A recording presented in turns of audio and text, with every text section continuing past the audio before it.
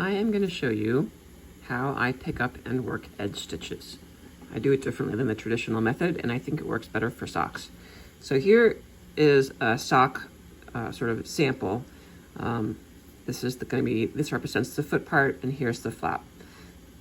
The edge stitches are much easier to see on the wrong side, so I'm going to flip over to the wrong side and show you how I pick them up. You can pick them up and work them as you go, but I prefer to pick them all up and then work them.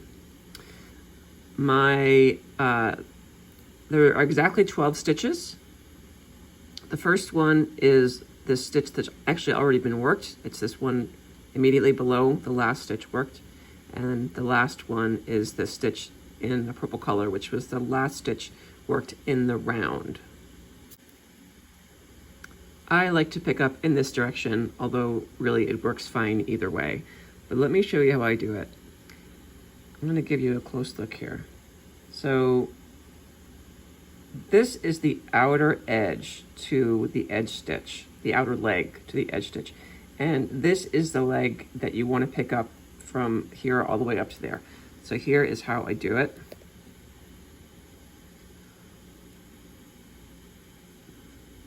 I insert my needle into the edge stitch and pull at that outer one.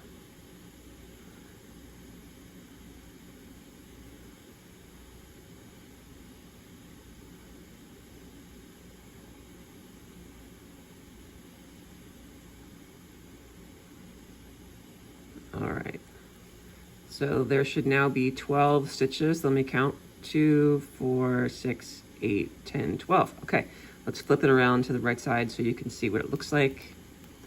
These stitches all sit on the needle just like a regular stitch, leading with the right leg forward on the needle.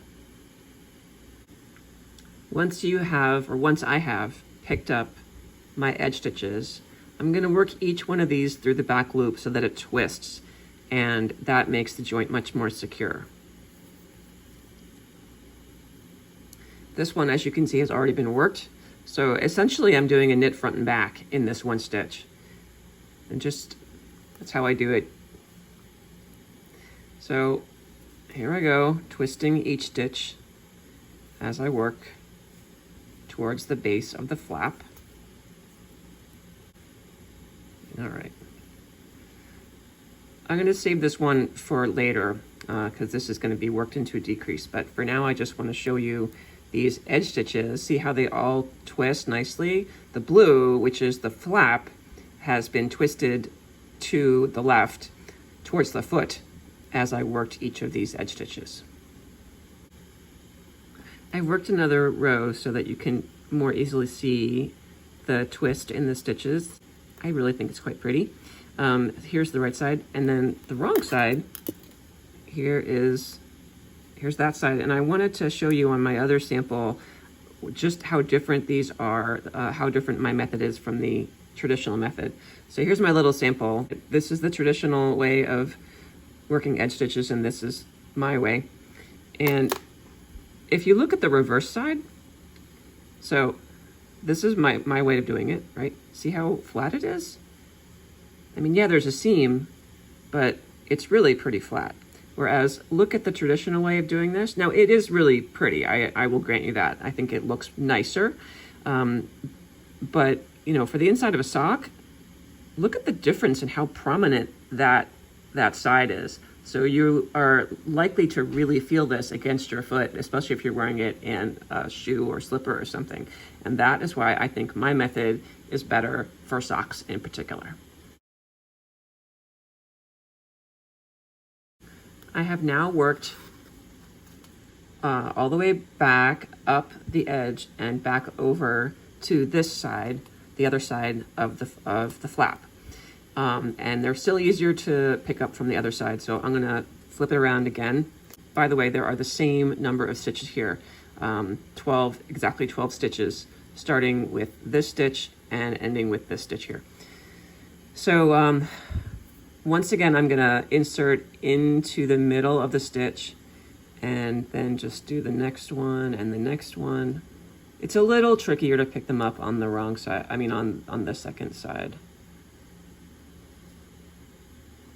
But it is not that bad. You may notice as I'm doing this that this time the stitches are not sitting on the needle like normal stitches, because they are leading with the right leg in back. And I will explain why in a minute. Okay, I'm gonna look on the front side, make sure it all looks even. How many do I have? 2, 4, 6, 8, 10, 12. Okay, good. So now I'm gonna purl these. I'll flip it around to the purl side. Now, you also want these stitches to twist, and you want them to twist in the opposite direction as the other side, and that is exactly why they are oriented in reverse. So what's going to happen is, if I purl each of these through the front leg, which is the left leg, let me just do a couple and then I'll show you what you get.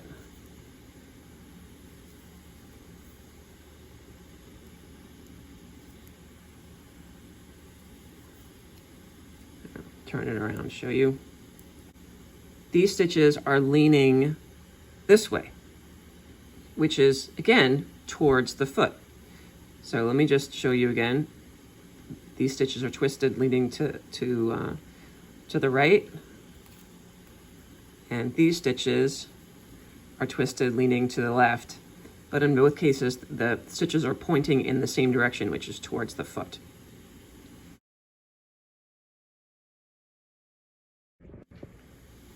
So this is specific to working toe up, flap and turn heel, which is how to deal with this, the decrease. The very first decrease you do on each side, the right side and the wrong side, is going to be worked a little differently. So this is going to be part of the heel back. This is where I'm going to be going back and forth.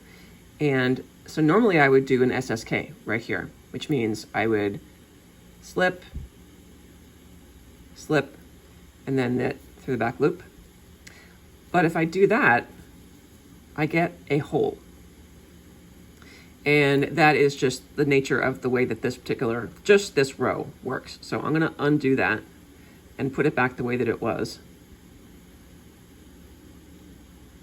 So here is how it was when we started. This stitch is leaning right leg forward. This is the last stitch I picked up, and this is the next stitch I'm gonna decrease it with. So instead of reorienting this one so that it goes like this, which is how a normal SSK would be, we're gonna leave it just like that. And we're gonna slip knitwise only the next one, so that these two stitches are leaning together in back of the needle. And then I'm gonna slip them back to the left needle and work them through the back loop. And then you get a decrease that not only hides the hole, but also matches the direction of the twist of all the other edge stitches. Okay, this is the first purl together that I'm gonna do, and on this round only, you're just gonna do it a little differently. It's the mirror image of what you did on the other side with the SSK. Both stitches are already in the correct position, so I don't have to do any repositioning. But you'll notice this stitch is already sort of opposite as what you normally have when you do a purl two together. But we're just gonna leave it. And the next one, this is the last stitch that I picked up, and this is the first gusset stitch, and this is leaning normally with the right leg in front. So I'm gonna purl these two together, and what you get is, just like with the other side, you have a decrease that now leans in the same direction as all the other stitches before it, and it also nicely conceals the hole that you would otherwise have.